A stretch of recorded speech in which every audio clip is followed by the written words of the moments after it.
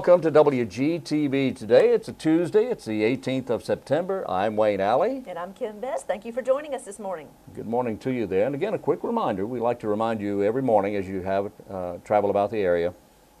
Take it kind of easy out there because there's youngsters, children waiting beside the roadways to catch that school bus. And you don't know, sometimes one may dart out in front of you. They've been known to do that, just tragically. Be aware. Yeah, just be aware of that. That's right.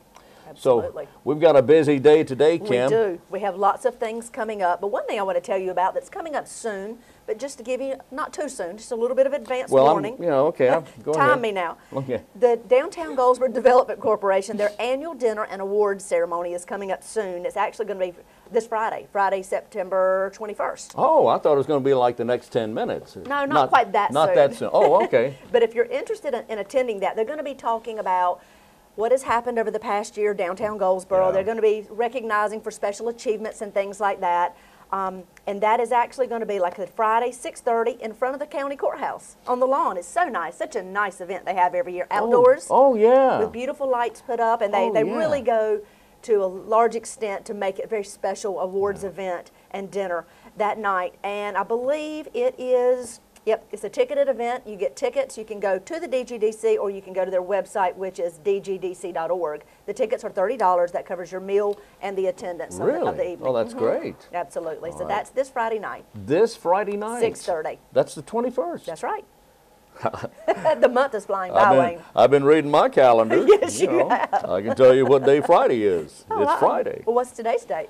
Today is Tuesday. That's right. That means it's the 18th. Good job. Hey, all right. Okay, coming up, we mentioned yesterday, and we've mentioned this before, that the first day of fall, autumn begins on Saturday. The first day of fall has been declared Falls Prevention Awareness Day. This year's theme is Standing Together to Prevent Falls, seeking to unite professionals, older adults, caregivers, and family members to play a part in raising awareness and preventing falls in the older adult population. Governor Perdue has proclaimed September 17th through the 22nd as Falls Prevention Awareness Week in North Carolina. You can get information by going to the Cooperative Extension Service for one. Very good. Thank you. Remembered that. Yeah. And getting information about that, or call 731-1520. Falls prevention. This is also, by the way, I wanted to mention something very important I failed to mention yesterday, and boy, am I going to hear about this. This is Constitution Week. Our Constitution was signed back in 1789, ratified in 1789. It became official. So, and I was there. You were there? Yeah. I bet you were. I feel like I was. But we do want to recognize it, though. Yes, Make indeed. people aware. Yes, indeed. And I'll tell you something. It looks like long and drawn-out information, but it's not hard to read, I promise you. And if you ever have a chance to read our Constitution, it is the most important document in our nation. Absolutely. That, of course, and the Declaration of Independence, but is the most important. So if you ever have an opportunity to read our Constitution, then please do so. Well, this is a little bit different topic.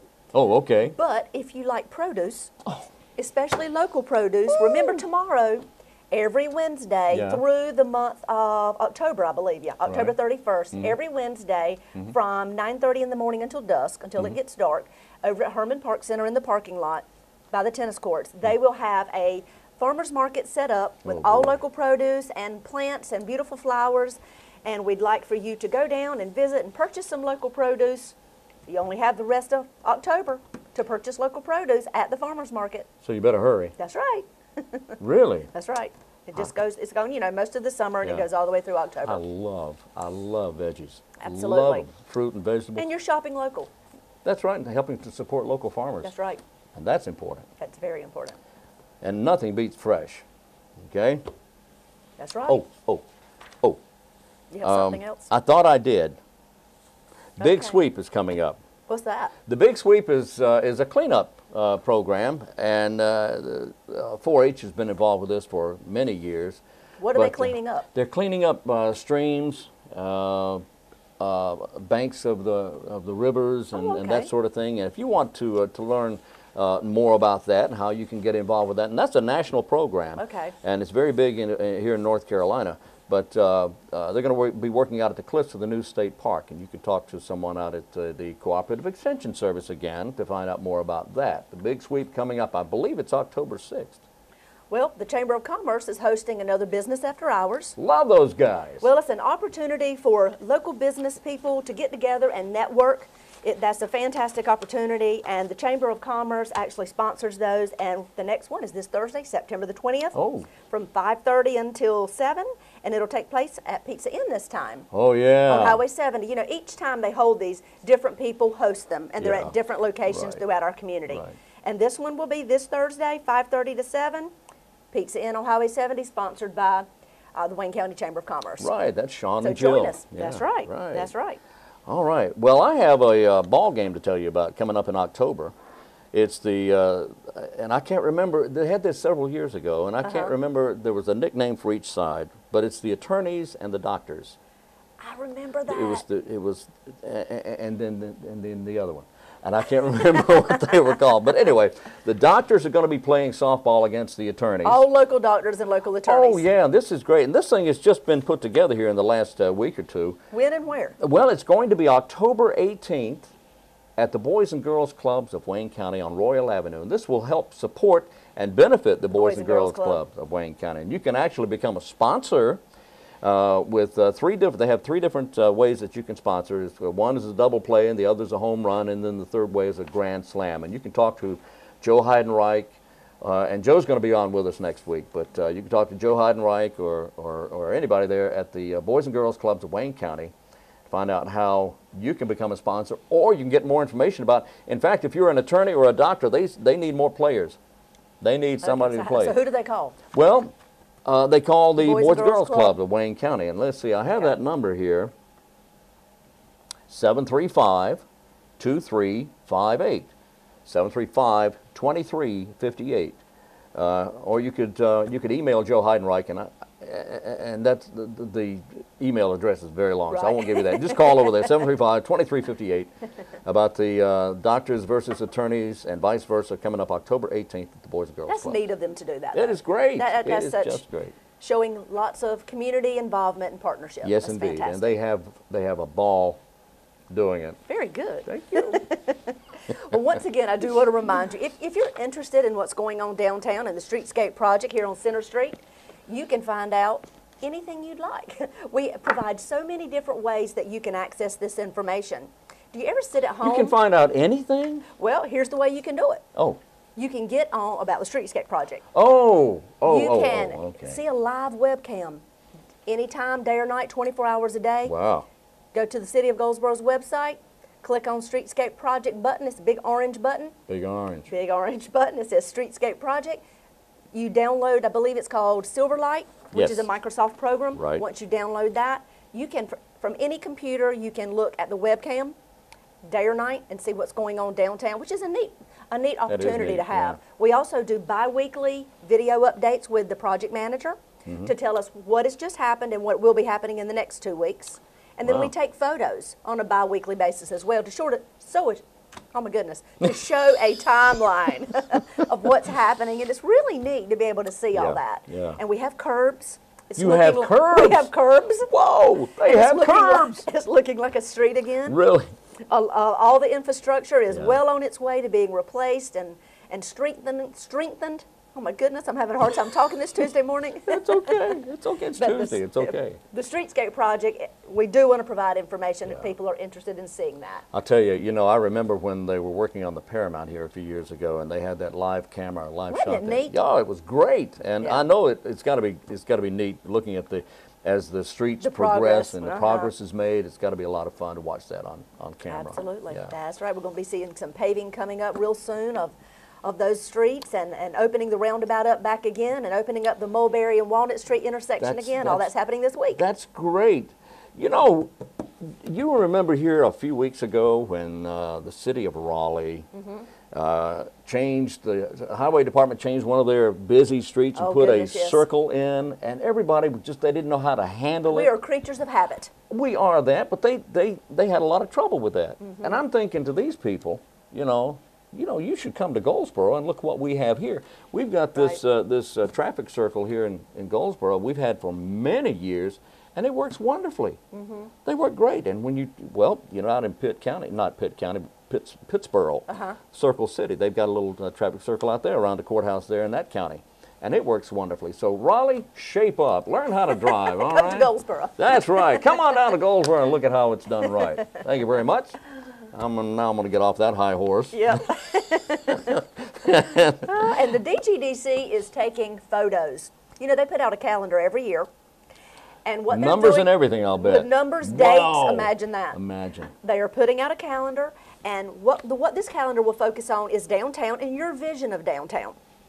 So we're asking people to go downtown, take pictures. Take them yourself. Don't use other people's pictures. Take the pictures yourself of your vision, what you see. There's no age requirements, from young to old. Take the pictures, submit them on their website, which is dgdc.org. And their board will select the photos. Then they'll have photos on every page will be a different photo of a different winner, so 12 of those will be selected to win.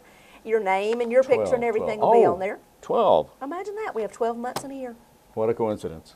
But the only way you can submit them is to actually upload them onto the website. Then once they're selected, then they will be put in the calendar for next year, 2013, and so it'll be exciting for people to see their artwork and their photos that they took of our city of Goldsboro in a calendar. Kim, that is exciting. Isn't it neat? That really is. And photography is such a great hobby. It is. I love it. Photography is so much fun.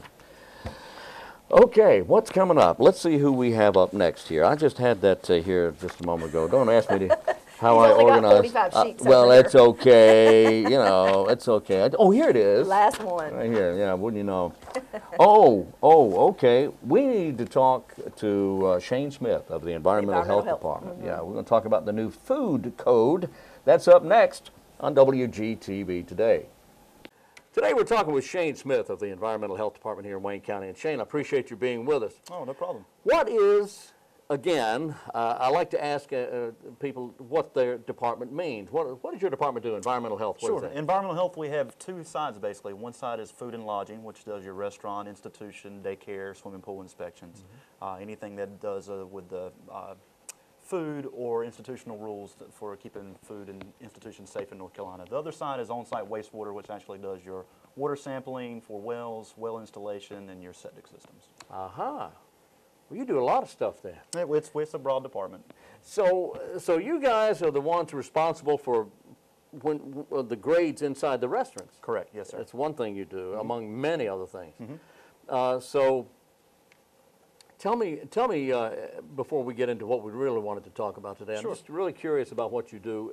When you go into a restaurant, what do you look for when you're inspecting a restaurant? Well, for a facility that we go and do an inspection for, we're looking at how food is being handled. What are the instances that they're doing to prevent food from actually contracting illness to people? It's not a floor, wall, ceilings inspection, although that's part of it, and the cleanliness of what you see in the kitchen, but actually how they're handling the food, how they're protecting food, how they're serving food to make sure they're preventing any kind of barriers where cross-contamination or foodborne illness can break out. So that's the main thing, is actually keeping food safe and keeping the citizens safe. So what I'm hearing is you're not necessarily in there to catch somebody doing something. No, hopefully it's all of our inspections are unannounced, but we want to see what it's going to be like on a daily basis. We want to make sure you have a person in charge that knows the flow of food, how to prepare and handle food safely. And of course we are there if there's rule violations. That's where you get your demerits and where your grade scores go from. But we're trying to educate as much as possible too, as well as regulate and to do the grade as well as it goes. Has the grading changed at all over the last few years? Yes, it has. And that's one of the main things we're talking about today. North Carolina is getting ready to adopt the FDA food code. We've always had portions of the food code, but now North Carolina, starting September 1st of this year, will adopt the FDA food code in its entirety. Okay, so how has it changed?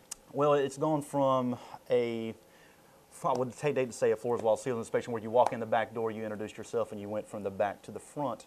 Now you're looking at, okay, what are the barriers that's going to actually cause foodborne illness and what we can do to stop it. It's more of a science-based inspection. You have to have someone there at the facility in charge at all times that knows about foodborne illness and employee health, and you work with that person and make sure that they're doing the proper things to keep people safe as far as serving a safe product. And that's a lot of the rule changes that we have in the new rules are geared toward that. And it's geared toward part of which is foodborne illness, the prevention of such. Yeah, and that's one of the main reasons we're in the facilities and the times we are, is to see how they're cooling food, how they're cooking food, making sure they're getting to the proper temperature zones so to kill bacteria if there is bacteria in the food, and make sure they have employee health policies, date marking for materials, and all these are some of the new things that are being in the rules, and we're trying to do a PR push so the restaurants and the people in Wayne County know what the rule changes will be. So Shane, how are we doing in Wayne County? How do we ever compare to other counties? Do we compare across the nation or the region or whatever? We can. You can always go by our scores. We put them in the paper once a month, Yeah. and we have quarterly inspections on most of your facilities. It's basically a risk-based frequency according to our inspections. Some of your places that say just do a hot dog sale or a temporary stand, they're only done once or twice a year. But a facility that cooks and cools lots of foods, they're going to be inspected more depending on what type of potential hazards they have in the facility. Okay. So across the board, you can look at those scores. I mean, for Wayne County, I think we do a pretty good job. From what I've seen published, I think we do a pretty good job. And you want to make sure by seeing that grade, you want to make sure you feel safe about going to that facility. Yeah, and I know that there's some parts of the country, particularly along the coastal areas, where the grades do not seem quite as high as they do in other areas, and that's simply because of location. Yeah, well, I mean, you got location, but the main thing, especially in North Carolina, it's all across the board. There's no different county that has different rules. All of them are the same. They are the same across the state. And here in Wayne County, we're doing a pretty good job of that. Yes. So you mentioned the foodborne illnesses, and that's a concern to everyone, I'm sure. What do we need to look for as a consumer going into a restaurant? Do we need to make sure it's either a no less than a so-and-so rating, and it's got to be at least this, and this has to be in place? Well, I mean, anybody, even with your grades, you could go into a facility that's a 95 or higher, and it might have been something where it actually had a temperature zone violation.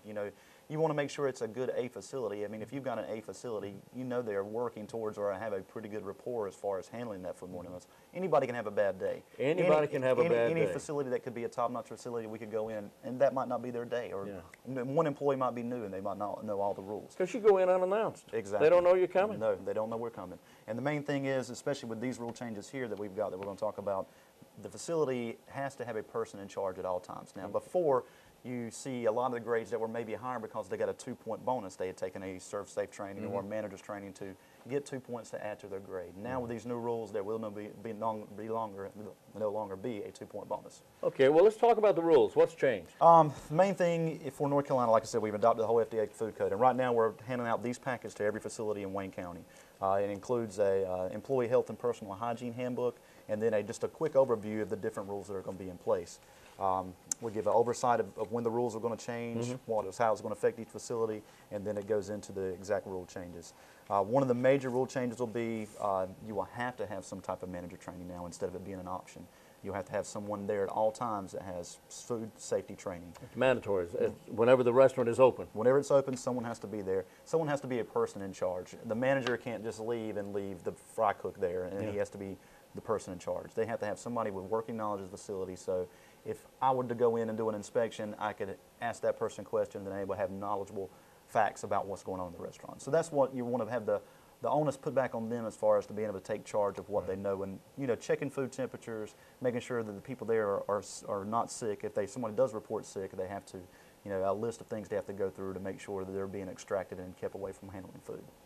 We have some great restaurants in Wayne County. Yes, we do. Really do. And across the board, we have all sorts of cuisines, something for everyone. New restaurants growing, building and growing in the area. That's right. We would encourage people to visit local restaurants. Oh yes, as much as possible, and you want to feel safe, and that's one of the reasons why these rules are changing, is to try to make it even safer for people to go out and eat. And as long as these facilities are taking charge with the new rules and following the procedures, should feel even better about going out to eat. Well, people don't like rule changes. Yeah, so what kind of response have you had? Well, so far, we're getting a lot of questions. Like I said, it starts in September 1st, but a lot of the major changes as far as that's going to different grades will not be marked off for. We're giving them amount of time. For instance, the person in charge rule will not take effect, but we can mark off for it until 2014. Your cold holding one is going to drop from 45 degrees to 41 degrees, and that's going to give them a 6-year window to work on getting refrigeration down that kind of time period. That seems rather liberal as far as it does. Or lenient. It does. Because a lot of your facilities might be older facilities, so they might have to work on getting new refrigeration. It might be something as simple as just turning it down. It might be something where they have to buy new refrigeration. So as part of the agreement with the rulemaking governing bodies and the restaurant association. They gave them that window to work on those. Anything else we need to be aware Sure. of? Now each facility will have to have an employee health policy that will have to be signed by each person that works there, and the person in charge will be in response to that. So if I were to go into a facility and I have, say, jaundice, or I'm vomiting, I have a cough or a lesion, those factors will be looked at, and that person that has those can either be extracted, removed from the facility, and have to go get a doctor's note before reporting back to work. And like I said, that's just preventing foodborne illness.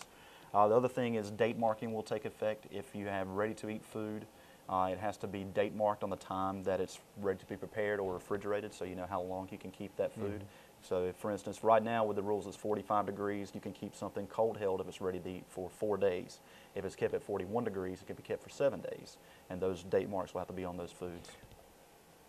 In the restaurant? In the restaurant, yes, sir. Date marks on the foods. They're not there now? No, some facilities do. A lot of your chains already, you know, larger chains already have the FDA food code because they're inspected in other states. But then it'll be mandatory. It'll be mandatory for everything. If it's ready to eat food, not all foods, but if it's ready to eat, if it's already been cooked, or if it comes out of a package, it has to be date marked. And then you also have no bare hand contact on food. For instance, if I'm fixing a salad or a sandwich, I'm cutting up vegetables that's not going to be cooked before it's served to a patron. It has to have some sort of barrier in between, whether it be gloves, tongs, wax paper. It cannot be handled by hands. Okay.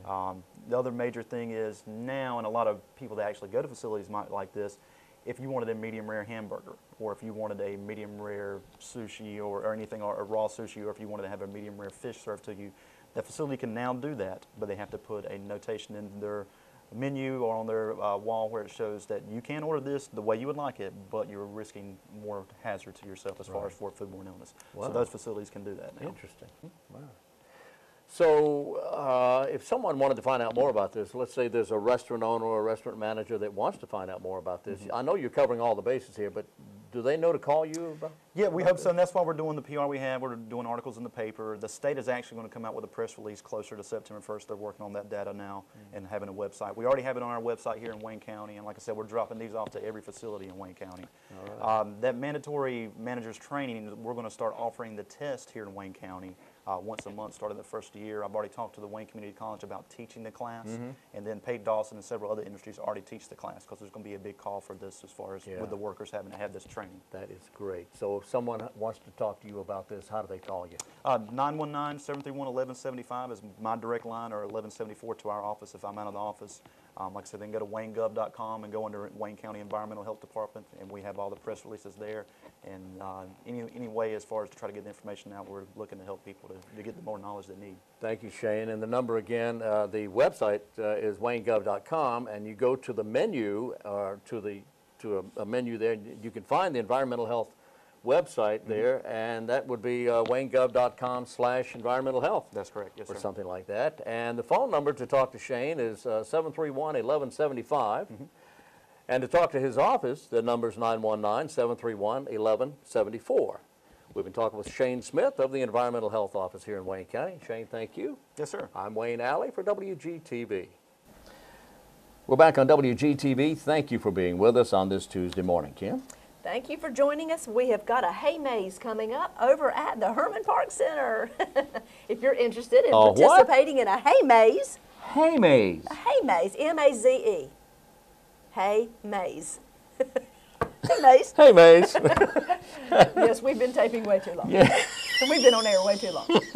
But a hay maze is going to be offered this fall, and how appropriate to be in the fall, of course. In the fall, yeah. And Parks and Rec have worked with local farmers to get lots of bales of hay to set up very unique hay mazes. That's going to take a lot of hay. It sure is, for children and young adults to come and enjoy all through the fall. It'll happen all through October, on Friday and Saturday, also on Halloween night. Oh, boy. So it's just for the month of October.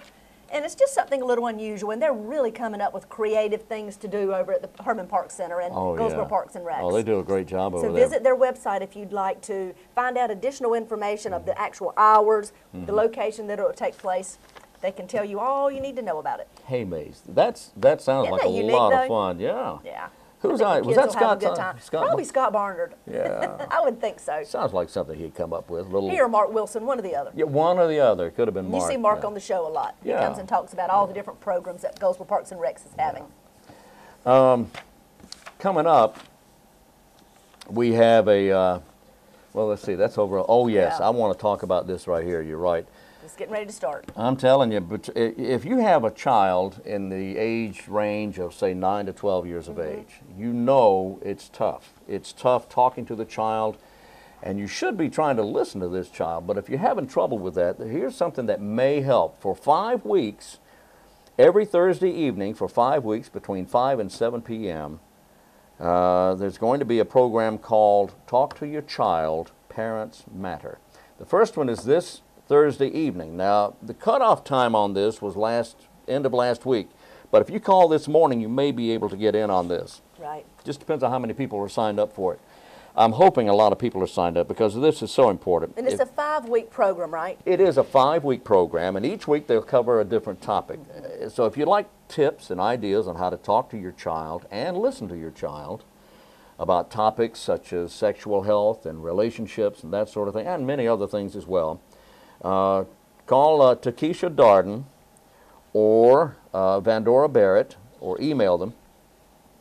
But they are at Wayne Health. They're at the waynehealth.org. And they partner with the Partnership for Children. They do, and this is Partnership for Children is very involved with this. Yeah, they're the ones hosting it, I believe. I believe you're right, but light snacks will be provided. Space is limited, so the cutoff date was last week, but call this morning at 919-587-4125 or 919-731-1291. And all you have to say is, I want to know something more about Parents Matter, and can I be a part of the program? All right? Absolutely. Get information about it that way. Well, you know, this whole week is actually Child Passenger Safety Week as well. Child Passenger Safety Week. Okay. And so this is a week where all across the state of North Carolina, there will be child passenger car seat checks set up all over the state. And they will be checking at certain checkpoints. You can drive up, and I know we're offering it at the Partnership for Children here in Wayne County, but they're also offering it over at the fire department, the Goldsboro Fire Department on Royal Avenue. Oh, yeah. And you can drive up, they'll check your car seat and make sure it's been installed correctly, and if it's not, they'll reinstall it and give you tips and ideas of ways to, when you put that car seat back in, to make sure it's installed correctly, and other things to keep your child safe in a car. You know, there's so many... Choking, so many other things can happen when you're riding down the road and your child's eating while they're sitting in their car seat. There's a lot of things we take for granted about your children being safe in cars, and that's what Child Passenger Safety Week is all about. I think we've been very fortunate so far in that there have not been more, Accidents. fortunately, been more accidents. And I think, again, my opinion, there are standards for everything. Absolutely. Everything. You know, a certain fitting on a piece of furniture has to be a certain way so it'll fit more than one piece of furniture. Automobiles have so many standards. Why don't child safety seats have standards? I mean, I know they do to some degree. Right, right. But there's so many different kinds. There are. And so many different ways of attaching them to vehicles. Well, and they are very regulated.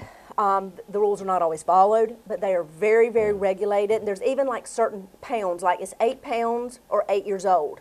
What age you need to be or poundage you need to be in a car seat or to be able to ride in the front seat. You're not supposed to ride in the front seat unless you're 8 years old or 80 pounds. There's all kinds of standards. Wow. But on the Partnership's website, there's a page that's all about safe kids in our county. It's called Safe Kids Wayne County. There you go. And if you go there, you can find out any state laws, any type of information about keeping your child safe. And that's, once again, at pfcw.org. pfcw.org.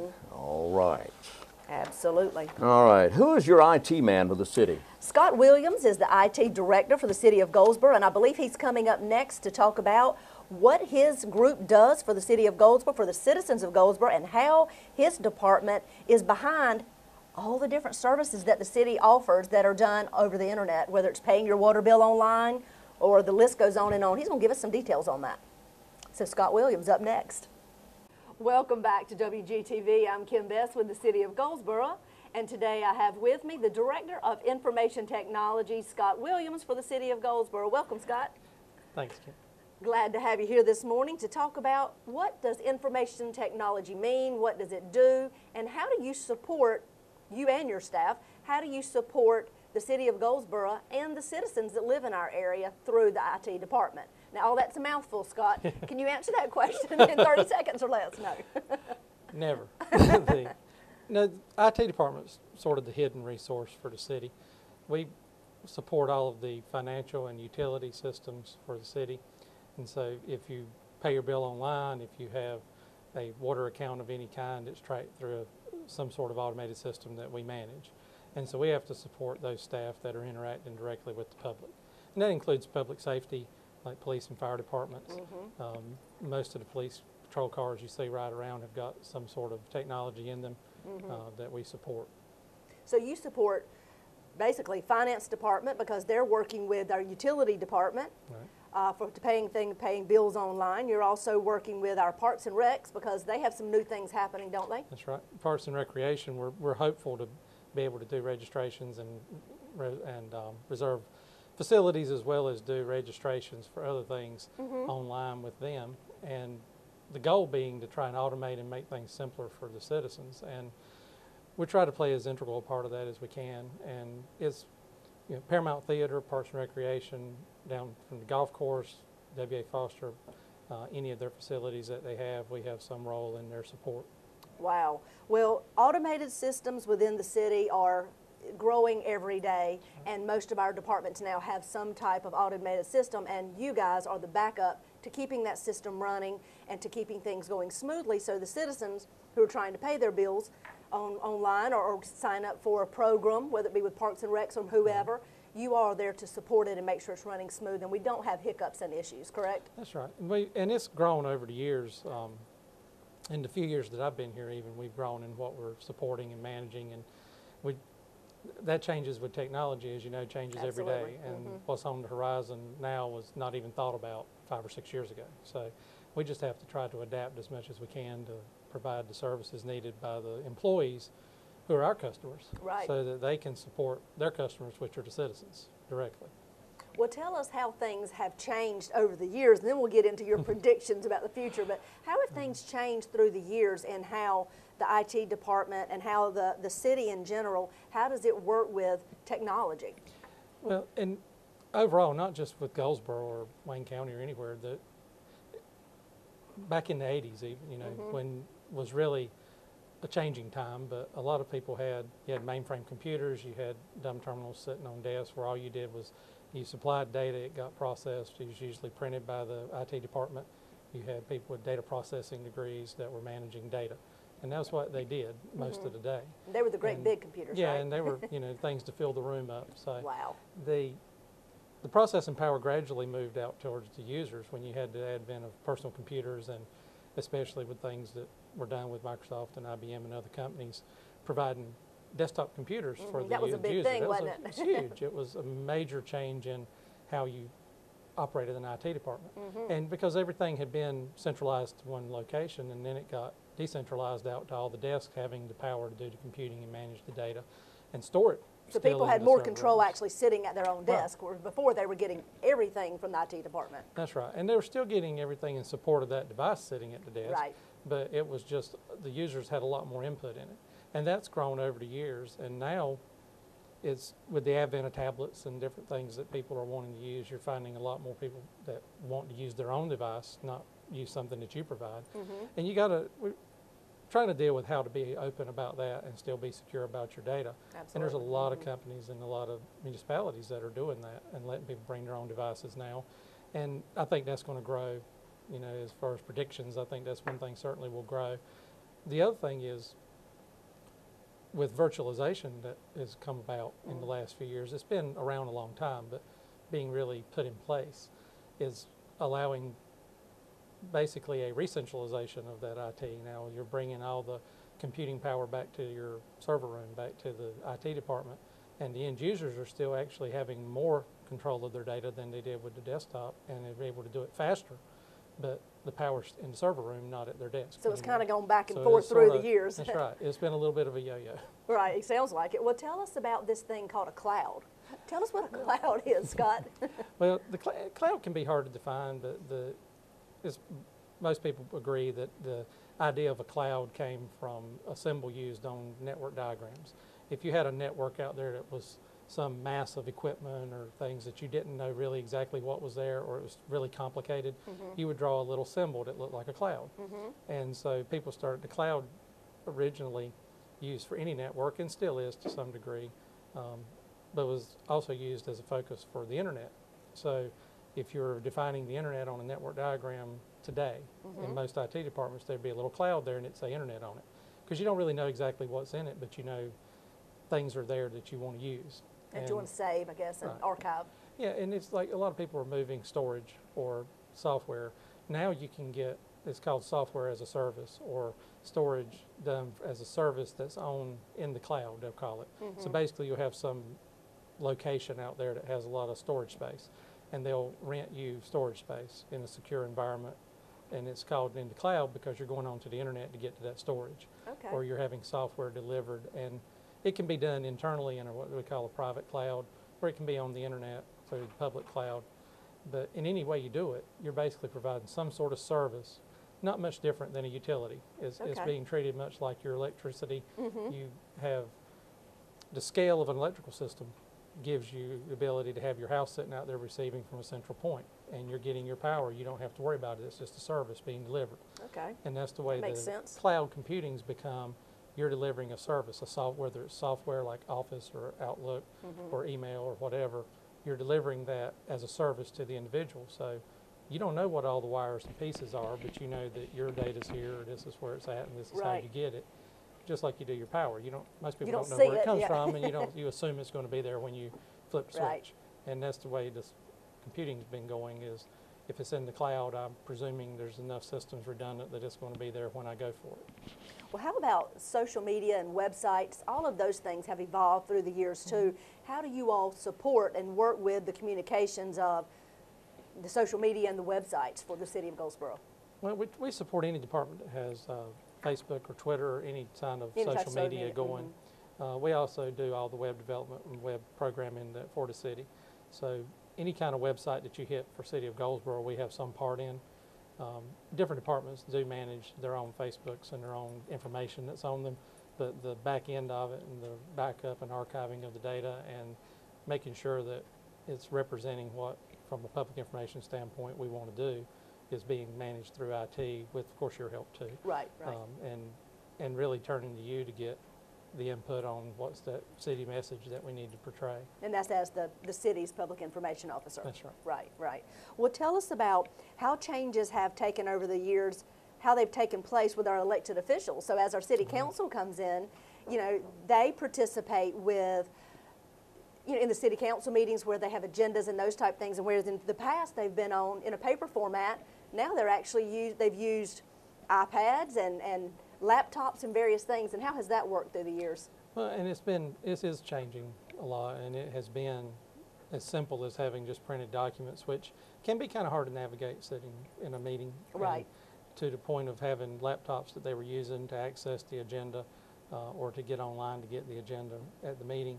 But now we've progressed now to where our elected officials are using iPads at their table. And the benefit of that is twofold. One, they're able to see all the presentations being done during the meetings directly at a close-up range and be able to make sure if they have any questions, they'd be more informed. They can take notes. They can take notes on the iPad. They can take notes on paper if they like, but they have the option on the iPad. They also have the ability to pull the agenda and go through links and jump page to page as they need to follow along and see all the details. And it's something that can be there for them to be very portable. They can take 6 months worth of agendas if they need to in that one little tablet and with them. And review it. It's lightweight, it's portable, it's easy to go. If there's something that happened 6 months ago and you want to look at it, you can just pull it up, look back at that agenda, and see what the decisions and things later, see what the minutes were. We sure couldn't have done that 10 years ago, could we? Absolutely not. And you all provide the training for our councilmen as well as anybody else in a department that needs detailed information on how to use a particular device or any program. And we try to work with each department head and department staff to figure out what that need is, because it is varied and it is changing from, even with inspections or building any of those areas. Inspectors took large machines with them to do all their inspections in the past. They will probably in the next 6 months be using an iPad to do the inspections and emailing their inspections to people so that they have them right away. As soon as they're done, they have what they need. Well, technology has changed through the years, continues to change. Do you see anything great up on the horizon that's coming for IT or coming for technology in general? Well, I think or is that hush-hush? Y'all keeping that quiet? Yeah, One of the things that's going to be really big, and I've alluded to it before, was the advent of bring your own device to do things. The processing power in a simple iPhone or a iPad is in a lot of ways bigger than some of the large computers we used to use in the 80s and early 90s. Right. And so you can do so much with it that you're going to see a lot more of that coming into play. You're going to see, you know, where you used to see 3 or 4 wireless devices trying to get on, you may see 60 or 80 showing up because people realize the value in them. And that's going to be one of the big challenges for us, is making sure you have the infrastructure and the policies and things in place to manage devices that you may not own, but still Right. keep your data secure and ensure that the work gets done most efficiently it can, because that's going to be the best in the end of the day for the citizen.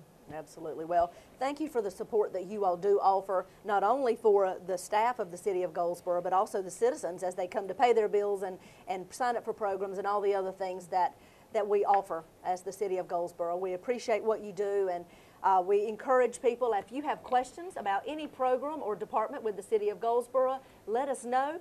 We will certainly love to hear what you've got to say, and we'll respond back to that. And we thank you for tuning in today on WGTV Today. I'm Kim Best with the City of Goldsboro. All right, we're back on WGTV. Some great information there from Scott. Absolutely. And we had the county's guy in. I'm with the county, by did, the way, and and you're I'm with with the the city, city. right? We had the county's guy in here a while back, and Stephen Cross was with us. And those guys just, Scott Williams amazing. and Stephen Cross, it's amazing what they can do to keep everything running.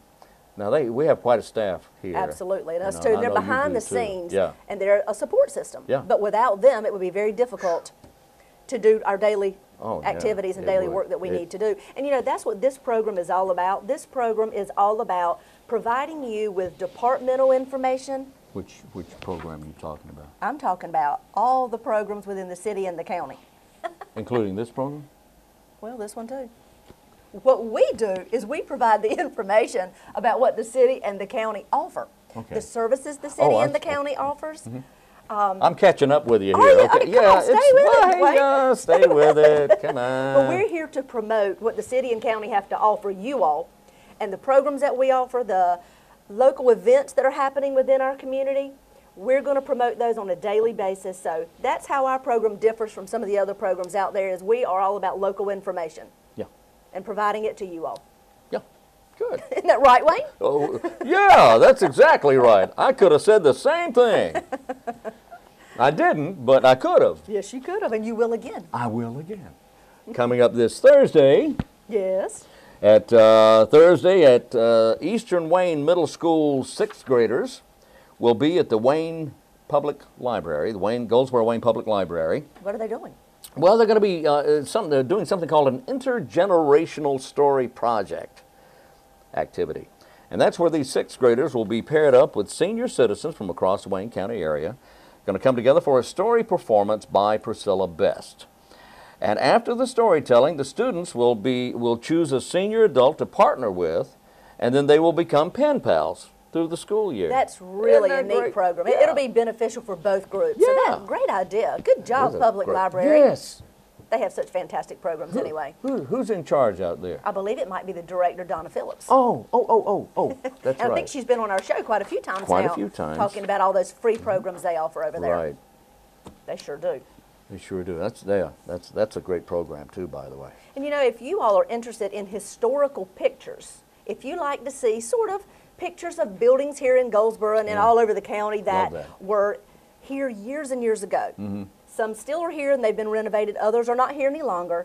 But the city and the county both, on our websites and our Facebook pages, we sporadically, about once a week or so, we'll put a picture of buildings that were here years ago, and you can comment on it. Tell us if you knew somebody who used that building. I put one up there recently of the old hospital, the first hospital we had in the city. Yeah. And I had so many people comment about, my grandmother was born there, my granddad was born there. And it's so neat to be able to see these kind of things.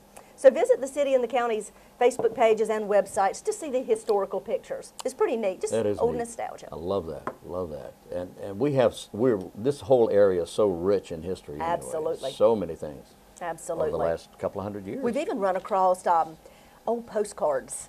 Oh And they're really neat to see. As a matter of fact, I just posted one last week It was actually one that they used for agriculture, and it was a postcard that was an invitation for people to come to our community and come to our tobacco sales years ago. Oh, yeah. Yeah. Oh, yeah. Our community was very rich in tobacco growers.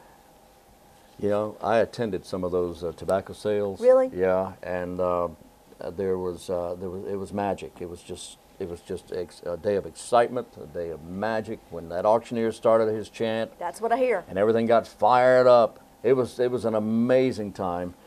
Things change over time, and They we do. don't have that anymore. And in fact, you really have to. I don't know where you go to find that anymore. I'm sure that somewhere you can, but Well, you know, we've run recently on this channel, Channel 10 here, one of those clips of the history of Goldsboro that actually showed live tobacco markets going Yes, on in a yes. lot of the local industries that were going on here in our county and our city years ago, back in the early 1900s. yes, And we'll run that again, Yeah, that program. And you know, to me, I guess it is several years ago when that kind of went away, the way the tobacco sales and tobacco market changed. But it just doesn't seem that long ago to me. I mean, it was in the late '90s, I guess, which is not that long ago to me. No, it's really not. No, all right. Who's coming up next? Well, coming up next, oh yes, my friend Aaron McAuliffe. Now, if you're a senior and you subscribe or use Medicare in any way, there's going to be your opportunity to change your Medicare plan coming up, and this is done every year.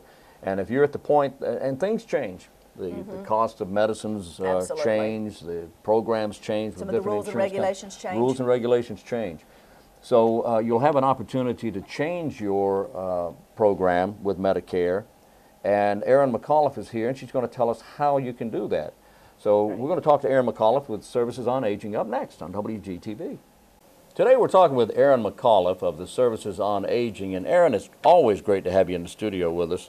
Good morning, Wayne. There's a lot going on with Services on Aging. Absolutely. Especially this time of year, beginning sometime in October and going to almost the end of the year, people can sign up for their, is it Medicare D? Yep, Medicare D program. All right, they can change their program if they like. But now we have a lot to talk about here, so we'll go ahead and get started.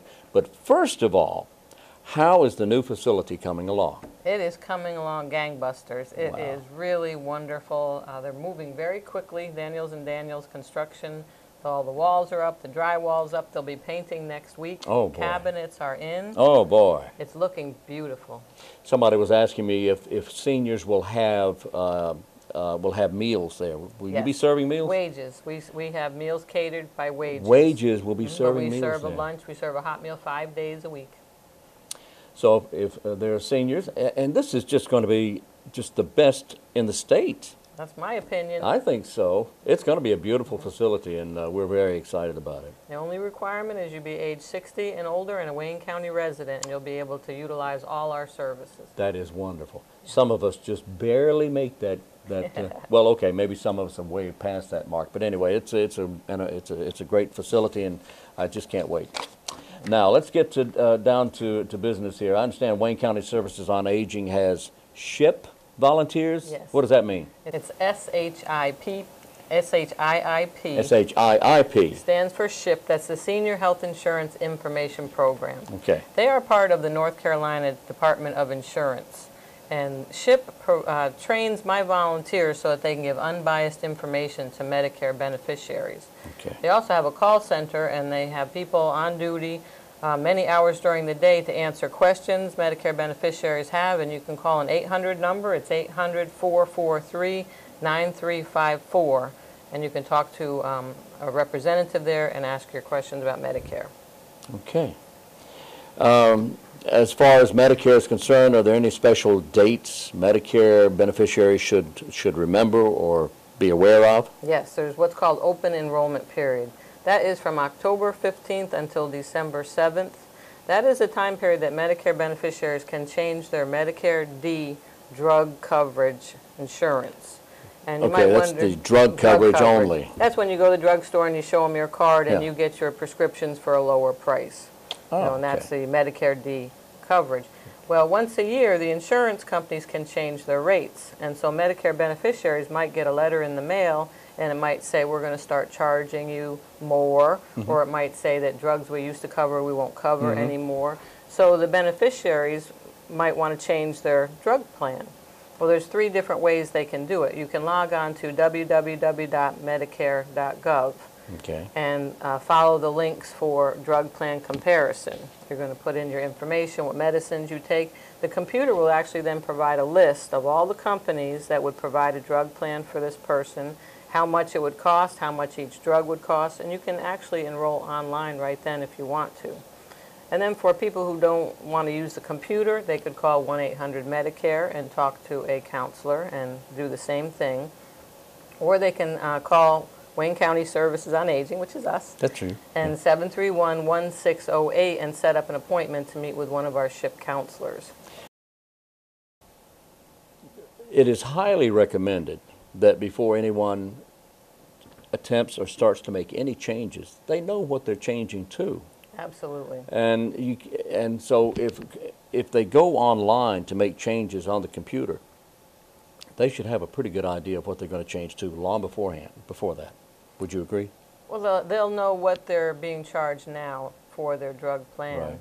And when they go on the computer, it'll show all the companies and what they would be charged if they signed up for that. Okay. So all the information is there. They break it down. You can find your monthly charges. You'll find out what each drug would cost you.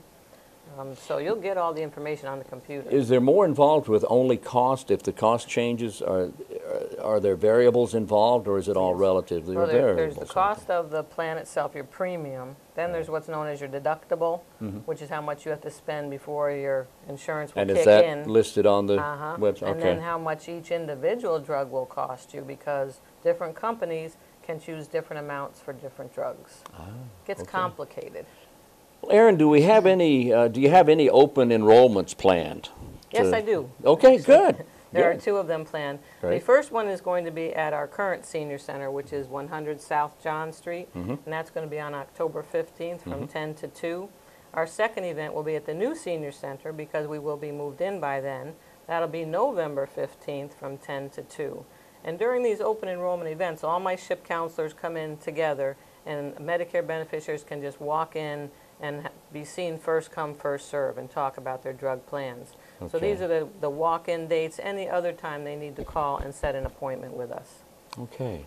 So, and I'm sure that, and as you say, it is complicated. Yes, and it it is. can be confusing. Yes, indeed. So it would certainly be a good idea to talk to a counselor about this. Yeah, we October recommend it. 15th and then November 15th. 10 to 2. At the older location and then And at the the newer. newer location. Is there any help for Medicare beneficiaries who cannot pay for their medicines? Yeah, I'll tell you, Wayne, I'm sorry to say, we do meet people who cannot afford to pay for their prescription drugs and food, or they can't pay all their bills if they get all their medicines. And there is a program out there that's called Extra Help, and for people with limited income and limited assets, there might be assistance for them. And I need to read because I can't memorize these amounts, but if you're an individual and your income is $16,755 a year or less, or a married couple and your income is $22,695 a year or less, and your assets as an individual is less than $13,070, or a married couple if your assets are less than $26,120. And assets do not include your house or your car. But if you meet those requirements, we would be able to help apply for and get extra assistance with the drug plans. It might be that your premium's lower, maybe your deductible be gone, and maybe you pay less for your drugs. Okay. We also are going to have an open enrollment event for this Extra Help program. That'll be September 21st at the Senior Center from 9 to noon. So seniors or Medicare beneficiaries can come in, and we'll help them determine if they're eligible and help them with the application. September 21st. 9 to noon 9 at the to Senior Center, 100 South John Street. Okay. That's at the current location. Current location. Okay. That's at the current location. Current location. All right. And anyone who missed those numbers now, we tried to get those on the screen for you, but anyone who missed that can call you and ask you about that, Absolutely. can they not? Or can they Our get that main- information online? Yes, there's information online, and our main phone number is 919-731-1591. They can call me at that. 1591. 731-1591. Or better yet, visit us. Oh, yeah. We like that. Yeah, that's at 100 South John Street. Absolutely. Wasn't that a bank at one time? Yes, it was. The Years old Branch ago. Bank and Trust Yeah, building. the old BB&T A lot of building. seniors tell me they used to go there for their banking. Now they Yeah. come for the senior center. Corner of John and Walnut Street. For now. For now. That's all going to change. Any final word for Medicare beneficiaries? Yes, we would like to encourage Medicare beneficiaries to review their statements. Medicare sends out statements that shows what services they're paying for. And if a senior has a supplement or different plans, they may not end up having to pay a bill, so they might be ignoring those statements. But by looking at those statements, we're finding we can catch fraud, and Medicare fraud brings up the cost for everybody. So we urge the beneficiaries, look at those statements when they come in the mail, and if you're seeing that you're being billed for 2 services, or Medicare is being billed for 2 services, or for something you didn't get, please report that. I believe there's a recent case where there was a major arrest in a Medicare fraud case here in North Carolina. That's terrible. It's Yeah, all it it's really out there, is. and it's costing all of us. It is. It costs everyone. Well, Aaron, thank you so much for being with us today. Anyone, again, with any questions about Medicare, Medicare D, and changing over, if you want to change it all, you may not, you don't have to. Nope. That's your decision to make, and you can call and talk to Aaron or one of the counselors about it at the upcoming meetings. That's coming up October 15th and October 15th and November 15th. Yeah, and then the extra help open enrollment is September 21st. September 21st, okay. And they can get that information by calling the office at 731-1591, or just go by there. What are your hours there at the Senior Center? We are open Monday through Thursday from 7:30 in the morning till 6 at night, and Friday 7:30 to noon. We also do have a lot of information at our website, www.waynegov.com, and there's a link for services on aging. Great. Aaron, thank you for being with us. Thank you, Wayne, for all your support. I'm Wayne Alley for WGTV.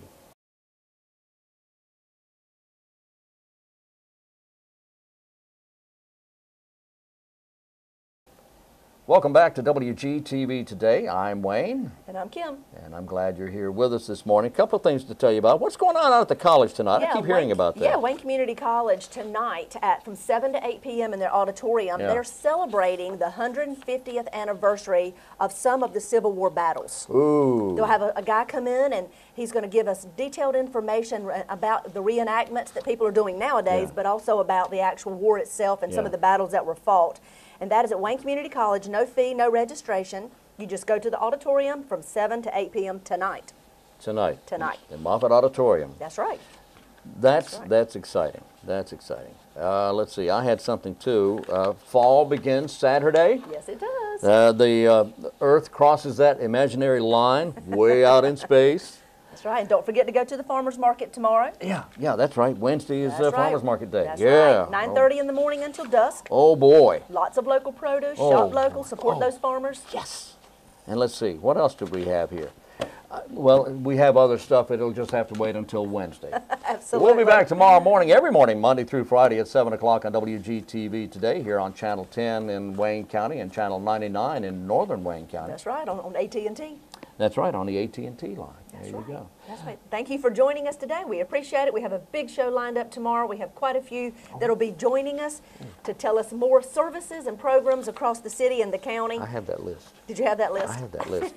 With us tomorrow on Wednesday's program, Tara Simmons, a 4-H'er, is going to be with us. Also, we'll have a livestock report from the County Extension Office. We have the Revenue and Collections. We're going to talk to Miss Dorothea Wynn. Yes, Dorothea Wynn's going to be with us tomorrow, and also a special birthday salute to B.E. Dean, who had a birthday here a couple of months ago. We're going to have that for you. That's tomorrow. Absolutely. Looking forward to all that. That's tomorrow here on WGTV Today. So See you long. on Wednesday. Bye.